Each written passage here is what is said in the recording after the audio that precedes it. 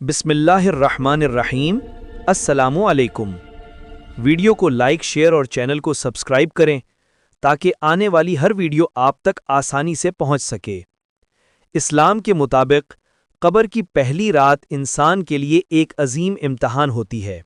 जब इंसान को दफन करके सब लोग वापस चले जाते हैं तो दो फरिश्ते मुनकर और नकीर कब्र में आते हैं।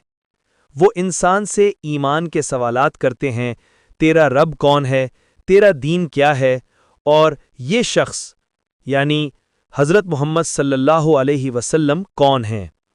अगर बंदा ईमान वाला हो तो इत्मीनान से जवाब देता है, कब्र रोशन हो जाती है और जन्नत की हवा दाखिल होती है। लेकिन अगर काफिर या गुनाहगार हो तो वो जवाब न दे पाता, कब्र तंग हो जाती है, अजाब शुरू होता है और अंधेरा छा जाता है।